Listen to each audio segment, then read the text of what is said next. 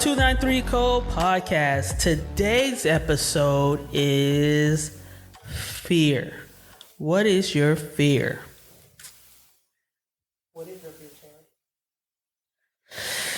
Well,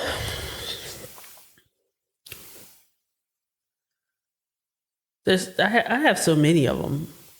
Like, I can't really decide. Really? I think for me, my fear is fear of living instead of dying. The reason why I say fear of living is because, you know what? Living in the present is the unknown. You never know what's going to happen. So it's like always trying to predict your next move. Like if you're playing a card game, you're trying to predict that next card that's going to come out on the table if you're playing space or whatever. But that's kind of like how life is. You live it like it's your last. That's easy to say, but when you have to actually live in the present, when you're trying to forget about the past and you're unsure of the future, you live it in fear. You're right. I think my fear is being stuck and being stagnant.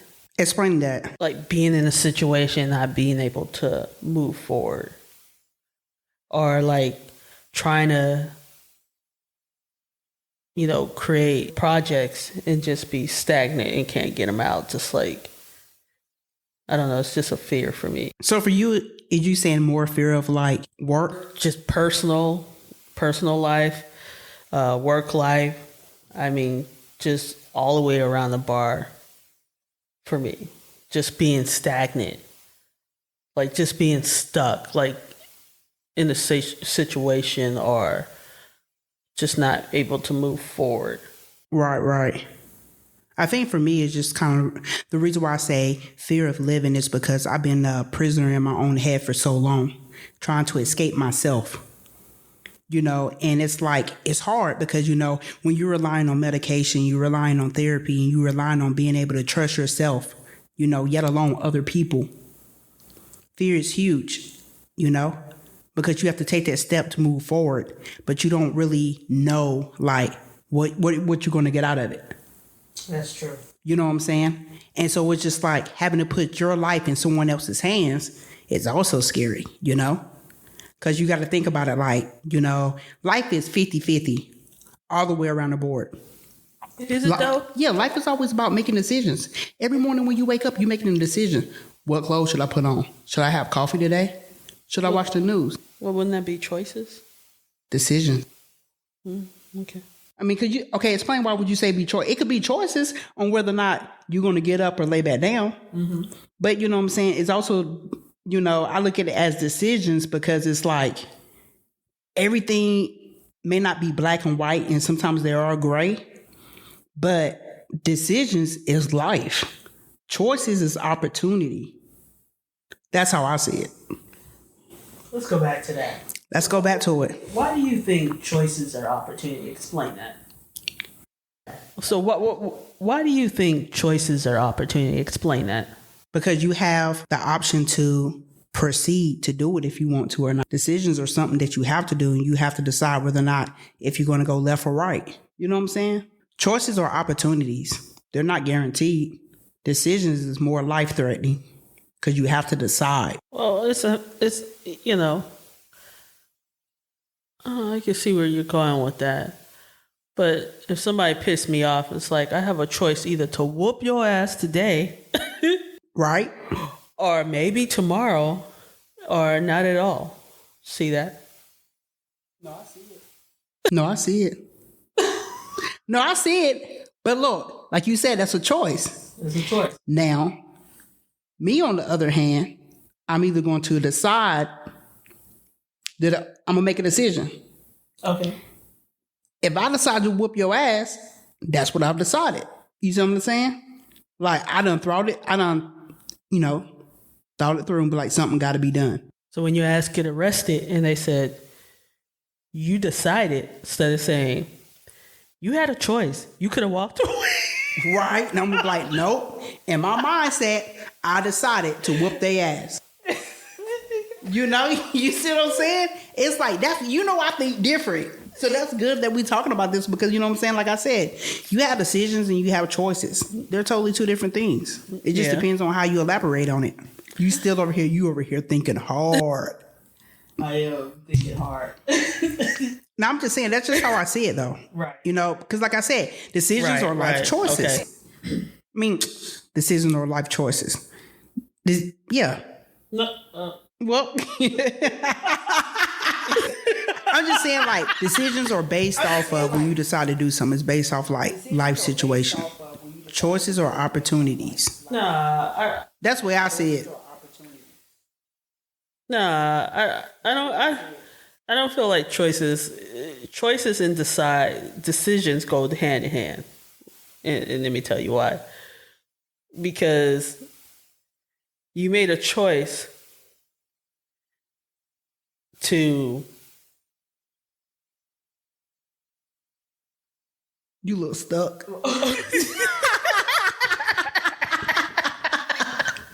You made a choice to whoop a motherfucker's ass, right? Right. And so you decided that day, I'm gonna go over here. These are my choices. I have them laid out. But I'm gonna decide. I decided to whoop your ass today. Yeah. You still look confused. I think this.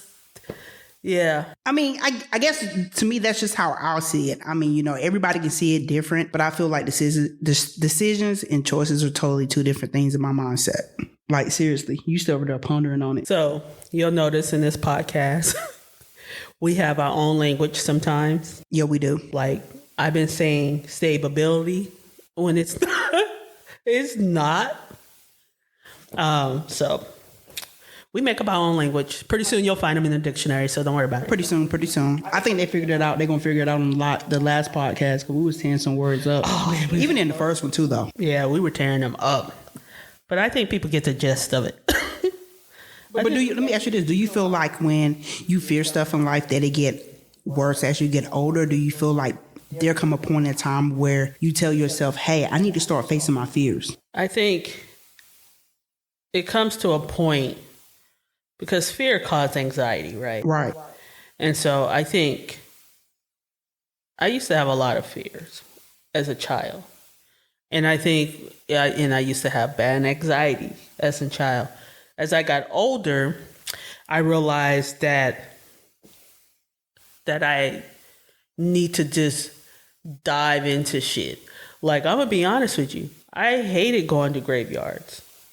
I had a fear of graveyards. I had a fear that the casket would open and zombies would come out. Right. But, you know, I did make myself go to funerals just to face that fear. And the same thing, as I get older, you know, I think the fear is starting to, especially that I'm doing my own work as well. I think the fear is starting to, it's not going away, but it's starting to kind of lower a little bit.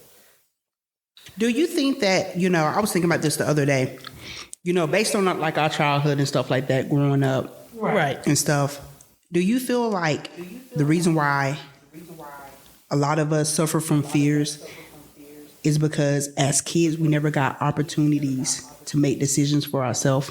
A lot of stuff was forced. And what I mean by forced is like your parents didn't give you a choice or let you decide like, hey, what you want to wear to school today? Or, hey, do you want to go with us or do you want to stay at home? Do you want to go to a friend's house? We never got any of those opportunities. You know what I'm saying? You was going to do whatever your parents or your guardians told you to do as long as you was living up under their roof.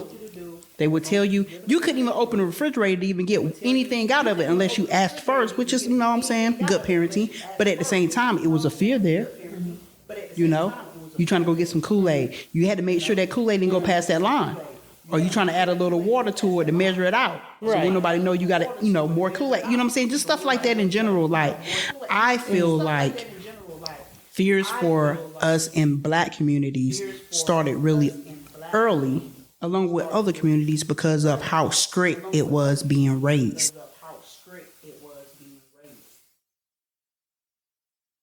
No, that's true. I believe absolutely. And I think in Black communities, we try to please our parents, right? So we don't want to say something where they think it's dumb or stupid. In high school, in school, they used to say, a question not being asked is a question that is dumb. There's no such thing as a dumb question, right? But if we ask like a question, or we say something, or we do something, I mean, we're gonna get, verbally lashed. You know what I mean? You get humiliated. Right. Point in blank, because you know what I'm saying? Like, you ask your parents a question and they'll sit there and look at you and say, did you really just ask me that? Think about what you just asked me.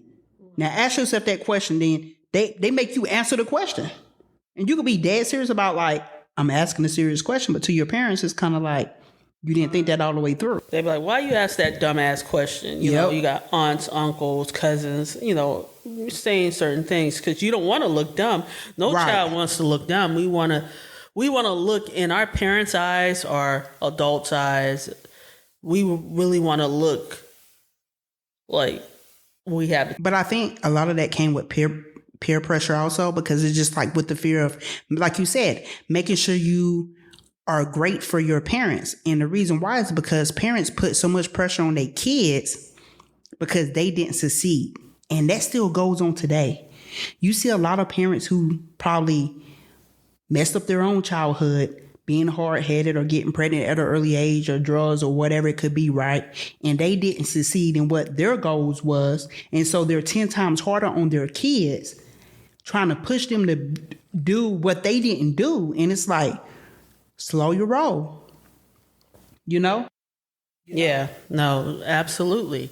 And I also see this too with parents, the new age parents. They are afraid, they have fear of something happening to their child. Or, especially for sons. I don't see it so much with their daughters, but they're very protective and very guarded of their son. It's almost, it almost looks like, what is it called? It is nurturing, though. Nurturing can be in an unhealthy way. I'm not going to say nurturing. They're codependent? In an unhealthy way. Cuddling? It can go...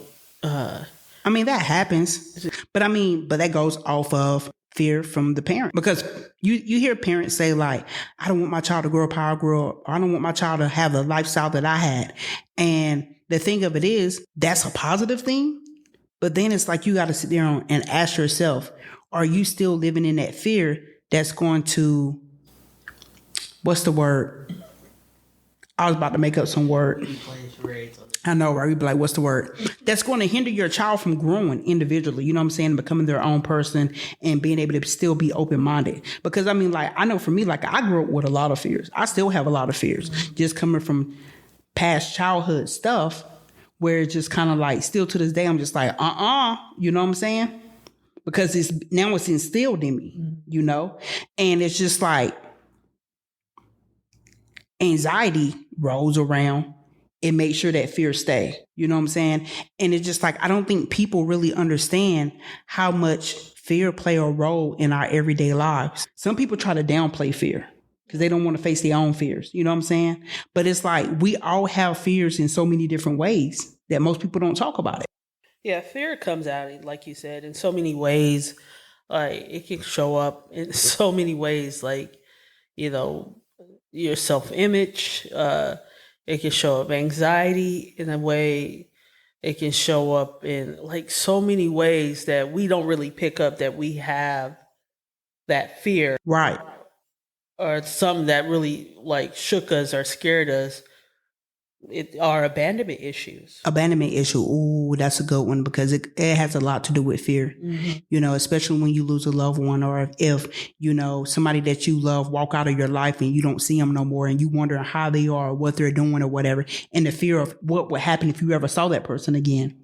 You know, would it left off the way it was? You know, whether you left off on bad terms, or would it be one of those things where you can rekindle, have a genuine conversation and talk about the past? You know, fear come in all different shapes and sizes and form, but the one thing that fear do fuck us up on is our own imagination about what would happen and how it would be. Because you know what, we do it to ourselves. You know what I'm saying? Sometimes, you know, we fantasize about the good, we fantasize about the bad, but that in between is the fear of the good and the bad. You know what I'm saying? Yeah, no, you're right. And so sometimes that hinder us in life to be able to move forward.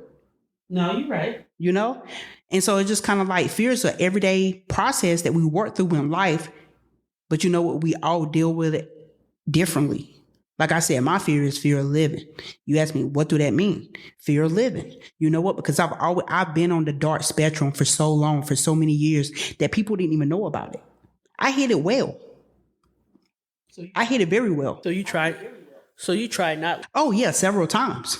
Even when we all used to hang out when we was younger, you know, how we used to have the barbecues at the house and stuff like that. And you know, I was always be laughing and joking with everybody or whatever. And sometimes I would disappear, go into the bedroom or the bathroom and just like, man, trying to get myself back together, throw water on my face, sit on the toilet, just like trying to get out of my own head. Because you know what? I was just a person in the room. You know what I'm saying? And then like when everybody saw me, it was just kind of like, oh, you know what I'm saying? It was like, okay, change the channel, go back to being the fun person that everybody wants you to be, or, you know, you thinking everybody wants you to be. But at the same time, it's just like, man, when you going in and out the hospital, you know what I'm saying? And you having to do all this stuff that nobody knows that's going on. And it's just kind of like when you hear people talk about, you know, death and all this other stuff, and I can relate to it differently. I'm like, well, I can't say that to anybody about it. They're going to think I'm weird or crazy. But it's really how I feel. Right. That's the most time, like being in the institution, most people going to think that sound crazy, but being in the institution and being in the hospital, for me, was the realest thing that ever happened. You know why? I didn't have to wear a mask and I could be myself. Period. There was no judgment. There was nobody in there trying to make you feel better or make you not think about how you truly felt. You know, you can own up to everything and hold yourself accountable and feel, you know what I'm saying, not great, you know what I'm saying, but you feel great. You know what I'm saying? Right. Because you know what? You no longer had to hide who you really was. Damn. Because you know what? The mask that I had on, I didn't buy that mask. It was given to me. I had no choice but to wear it. It wasn't my decision. That's true. And it all started from the first day, that moment when you hear what goes on in this house stays in this household. Not just Black communities, but it's other communities too, other like minority communities that are passed down the ancestral fears from parent to parent, family member to family member. You know, and then the more it's passed down, the more the fear gets bigger. Yeah, you're right. Just like, you know, the kids that be like, oh, I go to MIT, Yale, Harvard, and all this other stuff. 9 times out of 10, majority of them kids doing that stuff because of their parents. Right. It's like a generational curse, you know? Like you said, we always, every ethnic group has like, you know, the racial, you know, jokes about like, you know, if you Black, the fried chicken and the watermelon and the Kool-Aid and the ghetto-ness that comes with it. You know what I'm saying? Mm-hmm. Asians are known for being smart in math and becoming doctors and all this stuff, you know, and et cetera, et cetera. But it's just like deep down when you get to the root of it, it's just like, man, our communities are based upon that because that's where it all stemmed from. You know what I'm saying? You know, each community had the same goal in mind, but it was dealt differently. Right. Everybody wanted to get to the top. You know what I'm saying? But it was all done differently. But out of getting to the top, it's only going to be 4 to 5%. I mean, if you think about it at the end of the day. Right now, I mean, we in 2023 and every community is still fighting the same fight, but the generations keep moving on. Yeah, I think people don't really have a lot of people's fear, and I can say this, non-minorities, their fear is having those uncomfortable conversations. I mean, if you have an uncomfortable conversations with someone and it's going to make you have the fear of being uncomfortable, like then you're going to start thinking, well, I hope this person's not thinking that's how I act or that's what I do. But then you start thinking, well, that's where my ancestor trauma Right. is because of my ancestors or what they done to a certain type of group. And it's all about Right. conversations and getting to point A to point B. And whether you understand it or not, you'll come to terms to have a mutual respect for folks. Right. Because, it's sad, like, for an example, being born and raised in the South. I was brought up to go out and adventure and, get to know other people' culture. You know what I'm saying? Because, in the South, it ain't much to learn from each other besides, unless you're trying to like fish, ride horses, you know, stuff like that. And you only seen like 3 different types of the race. That was black, white, and Mexican. So it really wasn't much you had to learn or know because it was so broad. You know what I'm saying? But it took me going to college and then actually going overseas and then moving all the way out here to be around diversity, different diversity. You know what I'm saying? To actually be more open-minded and want to learn and stuff like that. Because I always was curious and want to learn and know different things, But the thing of it is if you don't take yourself out the bubble, you're never going to learn it. That's true. You're never going to learn it. And for a fact, growing up in the South, everybody want to be so deep rooted into just like the Southern belle of it. You know what I'm saying? Because it's very strong rooted. It's a lot of history in the South. You know what I'm saying? Because it's very strong. It is, but I think it's more of a culture thing. But at the same time, it's not expanded. Here's the thing. I think people don't realize, Right.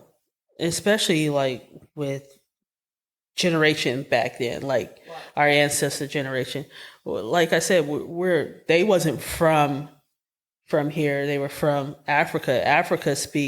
They speak so many languages. It's not even funny. So, back then they were open arms to understanding. And the same with natives. Natives Americans were open arm of understanding.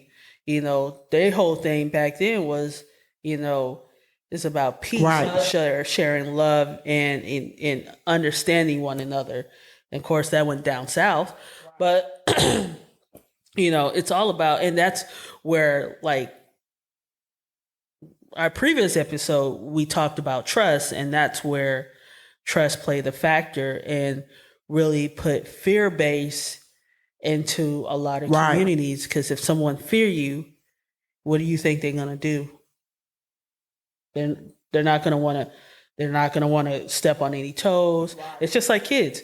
Like if we fear our parents, we ain't gonna want to step on any toes, right? It's a defense mechanism. That's right. And it create anxiety. A lot of anxiety plus territorial. You know what I'm saying? You have that territory, you be like, nah, we can't go over there on that side of the street. We can't go over here. And, living in the South, it was based off a lot of fear. Going into the stores, because it was still a lot of segregation going on. Still to this day, it's like that in the South. A lot of people don't know that. But it really is. Segregation still happens in the South. Mississippi. Georgia. Mississippi still have slaves on the books. Yeah, they do. So, I mean, but it's not until you get outside of all that you realize, like, hey, the world can be different, but it do take time. It does take time. And it's also, you got to be entangled with other cultures to actually, and that's why I tell my kids all the time, go overseas. Yeah, overseas is cool. Go to different places and see how people, go to Australia, see how people are living, see how their culture is different than your culture. Not all cultures the same. Like in China, cultures are different. Asia, same. Japan, same thing. Yep. Russia, same thing. Africa, same thing. And Africa has so many continents. They're all different. and they all got different cultures. Yeah. You know what I'm saying? Different languages. So meet different people. They may not think like you, they may not act like you, but have an understanding that you guys are different but the same. If that makes any sense. Now that makes sense. That makes sense. Make a lot of sense. But you know what too? Fear also stems where it really has to come from change, the head of the household. Oh, let's talk about that. The head of the household has to be the alpha dog to be able to make change.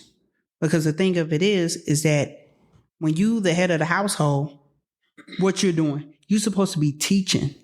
Not only just providing, but also teaching. That's true. Teaching how to survive, teaching how to get along with others. That's true. You know, teaching your kids how right from wrong, how to better themselves so they can be, adults, but also, great adults in life. Not perfect, but you know what I'm saying? Be able to do the right things for people, be helpful and stuff like that. But if you grew up in a household or if you have a family that they live by a certain rule base, then all you're doing is just polluting the population. Mm. Because in order for us to all be able to get along and not fear each other, it has to come from change. Right. Within the household itself. Within the household itself. Right. You know what I'm saying? And it's bigger than what it is. But that small piece, it do help. You know what I'm saying? That small piece do help. Because, you got families that, okay, so matter of fact, on social media, it was on TikTok where this lady was teaching her 2-year-old, 3-year-old daughter to not like African Americans. I'm sorry, what? It was on social media. It was on TikTok, I think. She was teaching her daughter what? So it was an Asian lady. Uh-huh. And she was literally teaching her daughter to not like African Americans, okay. Black people in general, okay. Because she was teaching her what? Hey, people of color, She was teaching her daughter they're mean, what? They steal, yada, yada, uh-huh. yada. And so she recorded it on social media on purpose so that people can see what she's teaching her daughter. Okay. And so, okay. They had put it up on a social media platform and everybody was like saying all this stuff or whatever. And everybody was like, man, how dare her teach her daughter hate? But people got to understand, where do they think it come from? Kids are not born to be hateful and rude. No, we're taught by our parents. And like you said, this lady was teaching her daughter, you said? Her daughter how to hate. And really what it stemmed from, her mom was hurt. Something happened to her mom or her mom's mom or dad, something happened to them where they have trust issues and they were hurt. Yeah, or you know what? Because I think they owned a store, but or something. And I think like the store kept getting robbed, but they didn't really go too much detail in it because they were so focused on what she was teaching her daughter because it was all in like Chinese or whatever. But the thing of it is, not only is you teaching your daughter how to hate other people and hate other races of color, you also is instilling in your daughter fear and anxiety because she's going to come around the wrong person one day who probably when she get older, going to slap the shit out of her ass.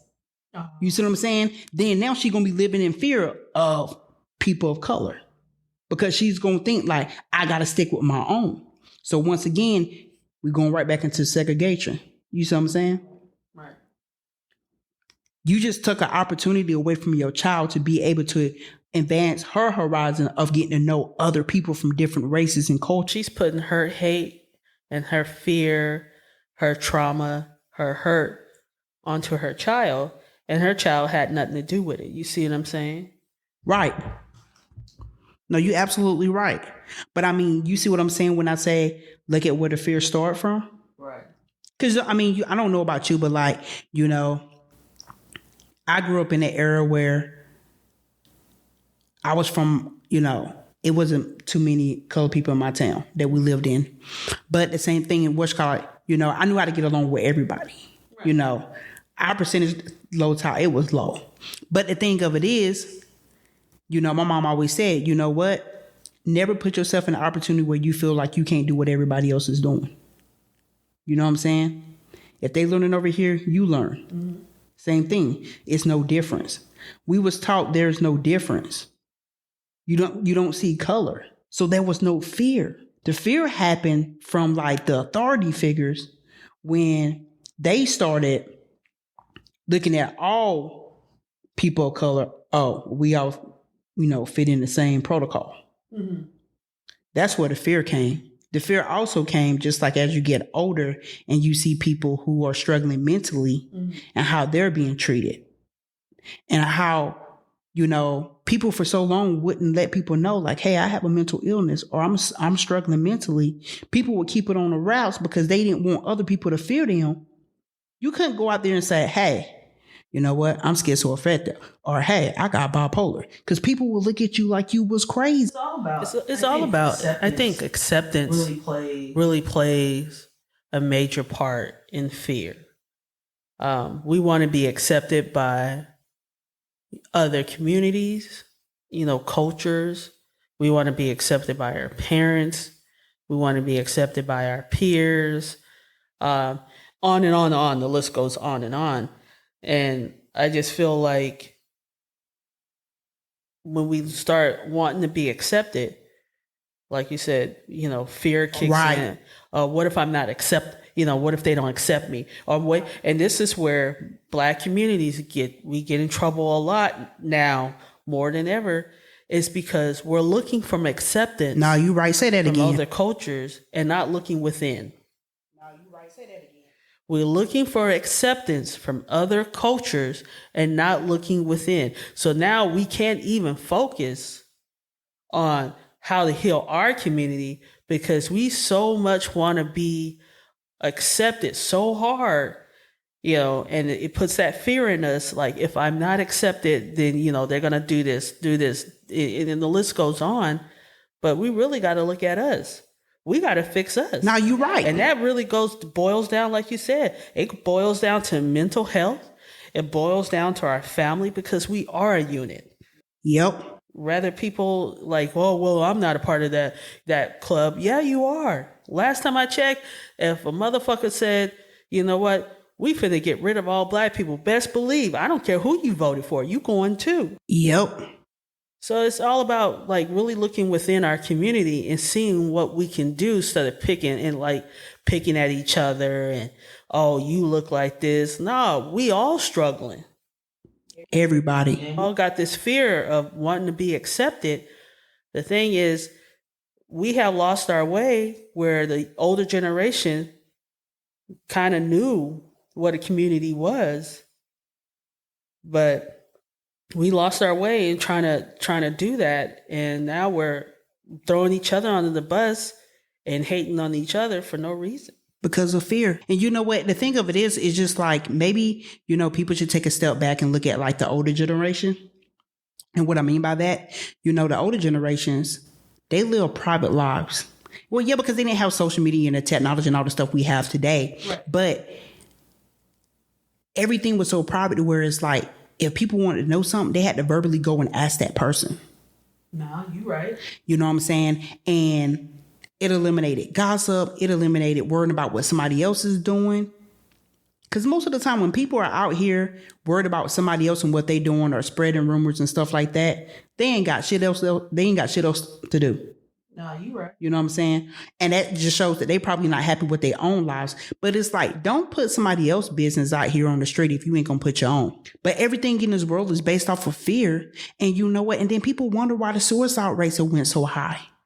Because people are being humiliated because they're not able to be who they are. Yeah, they're not able to be their authentic self. And like you said, it's a taboo to even talk about mental health. And if you're struggling, especially if you're high up and you have status.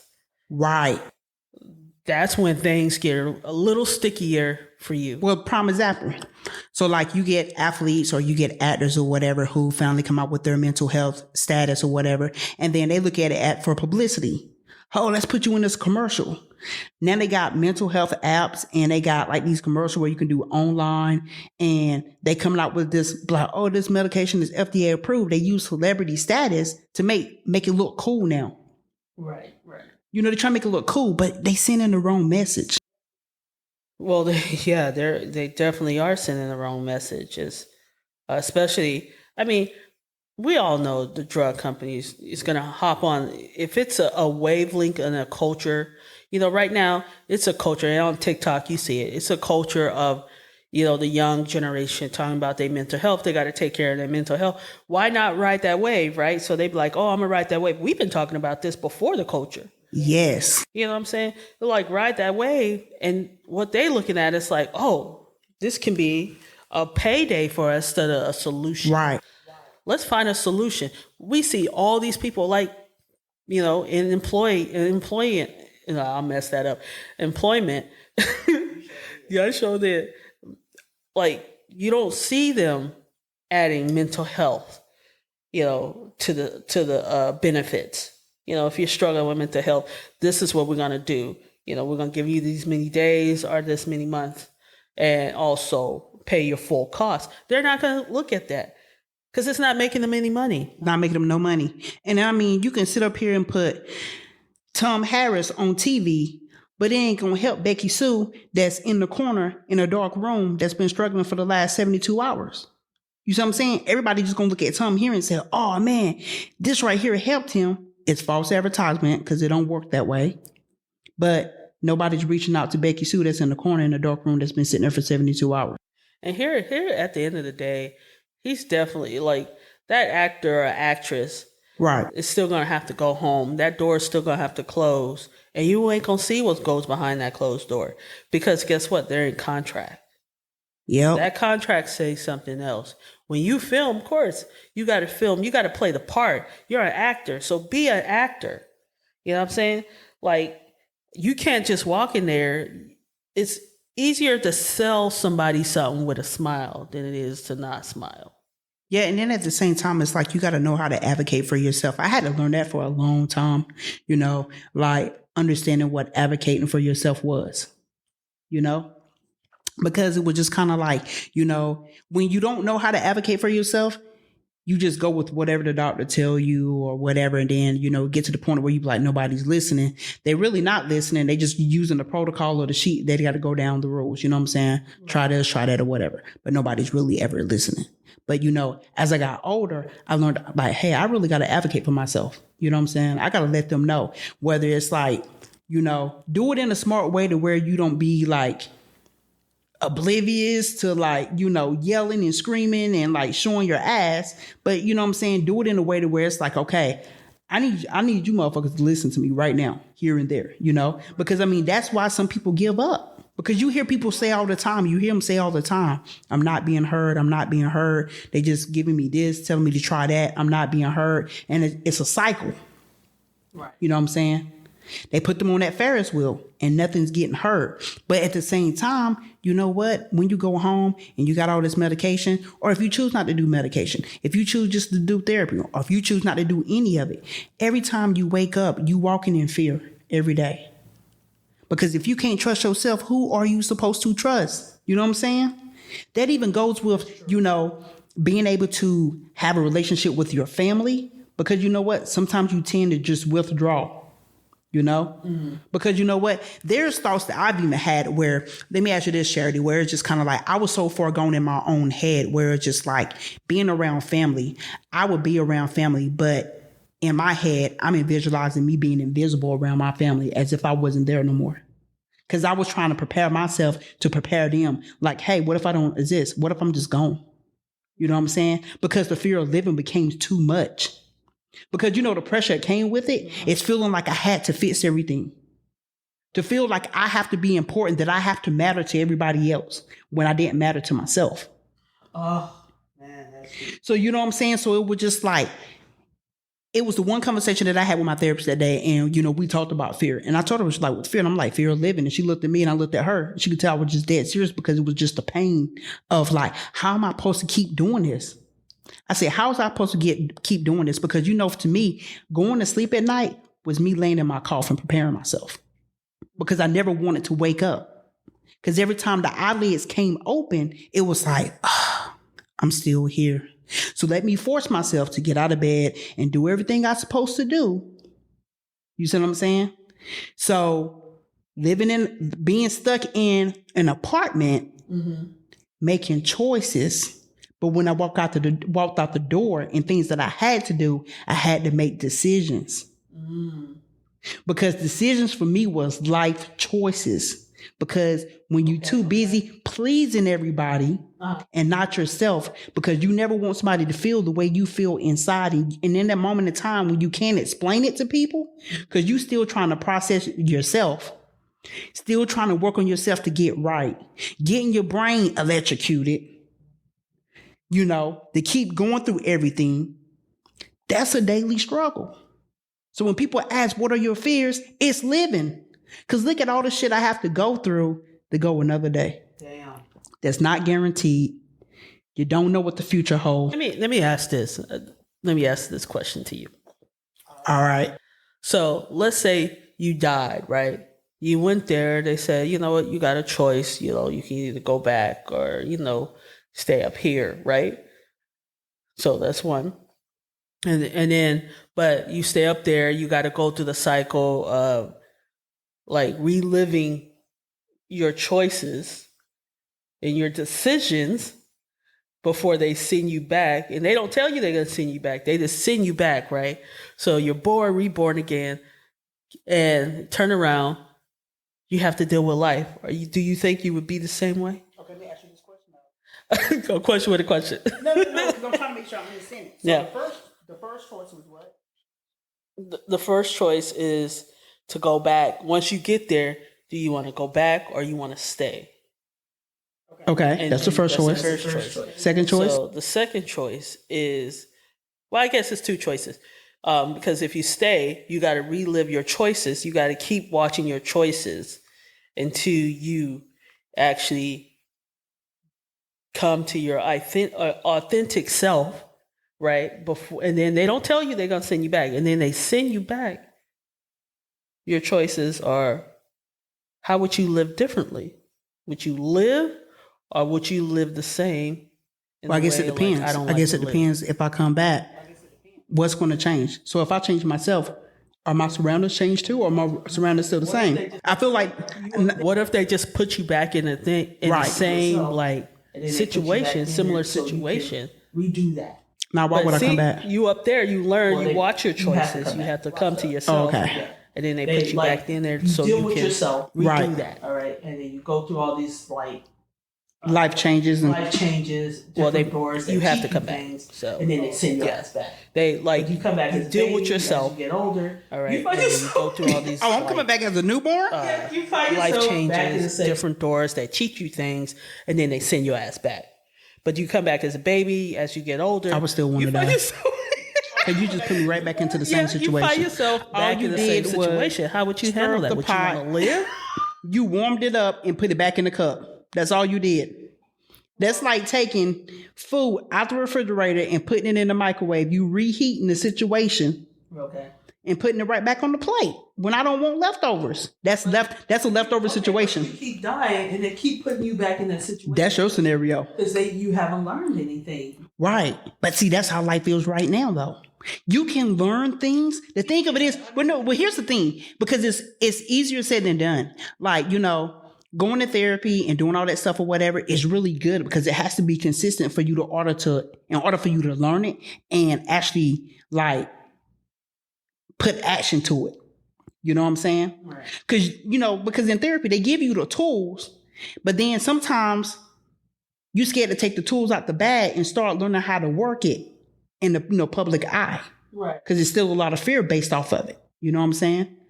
So I guess it would depend on what support system I would have back here, how things around me would be different. Because I could have all the tools in the world, but if me using the tools and in the same situation, nothing's going to change. So you would make the same choices.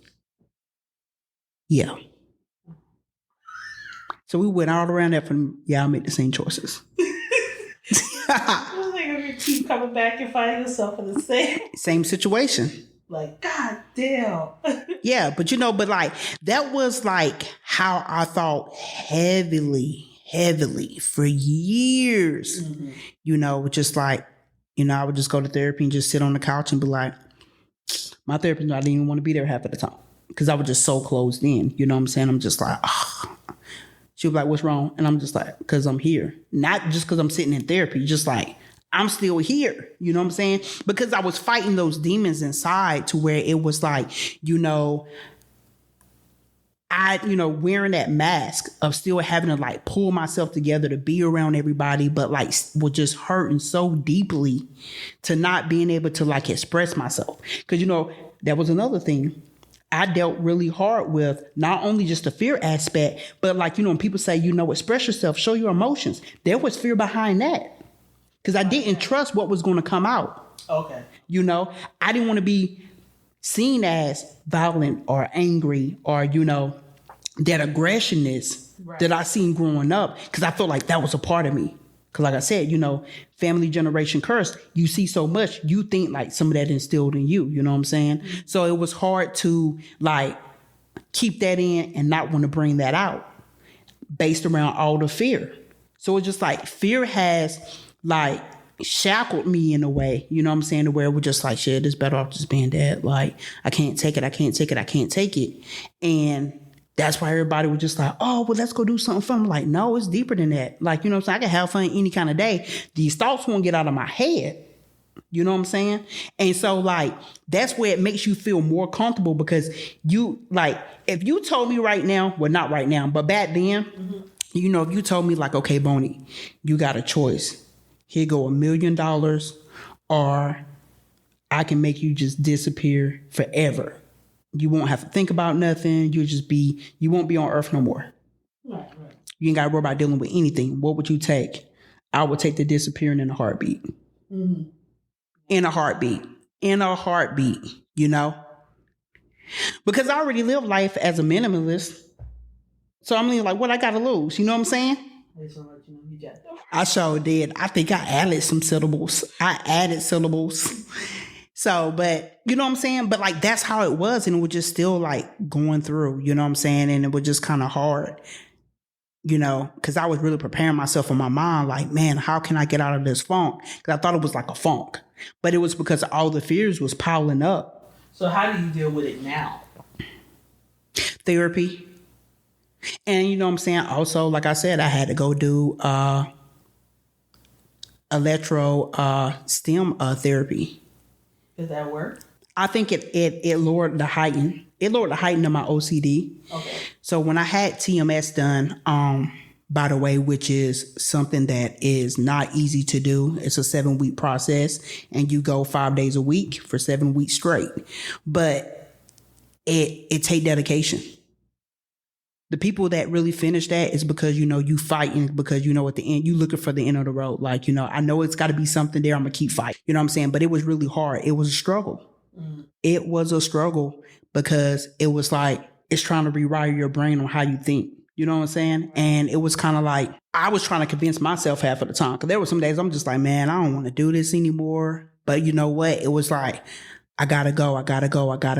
You know what I'm saying? Cause I gotta keep trying. Right. I gotta keep trying, And it was just like, I looked at everybody around me, like my family in general. They didn't know what I was going through, and they was in the back of my mind, like, I gotta do it for my family, I can't, I gotta keep fighting. I gotta keep fighting.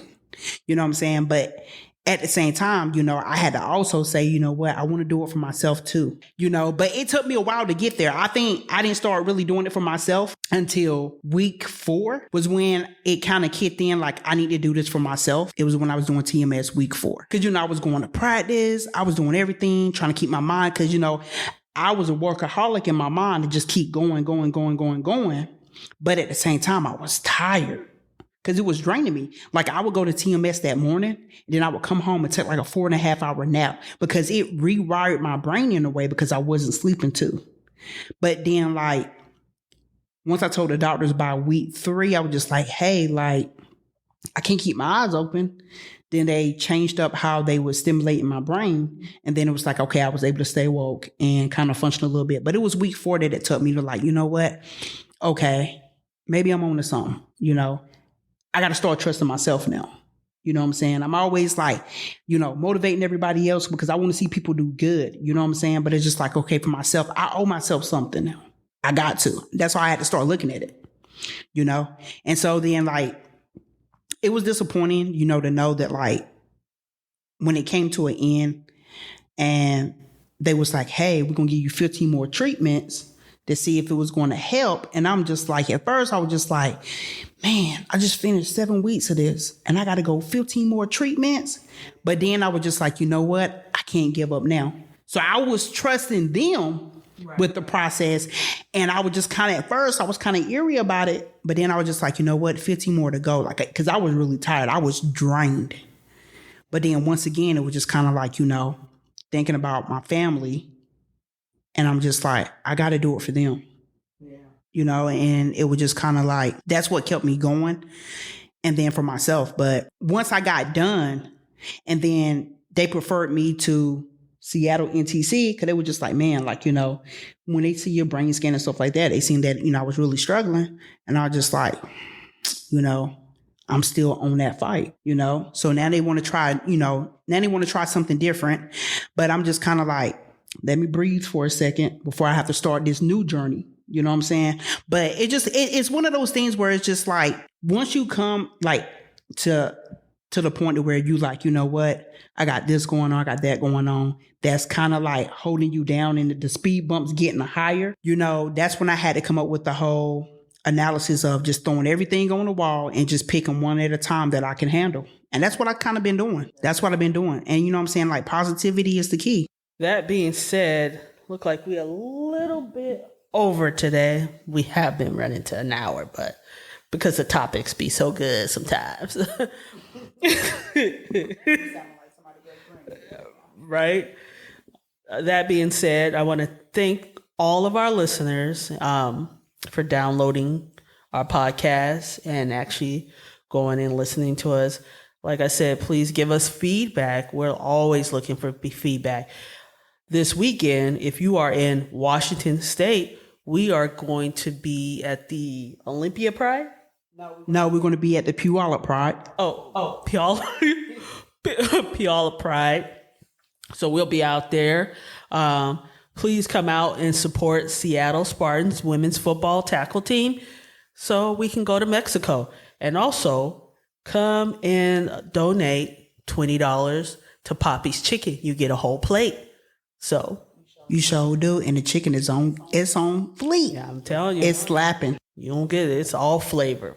You ain't going to get watered down chicken over here. You're going to get flavor in your mouth. So that being said, thank you guys and see you next week. Peace.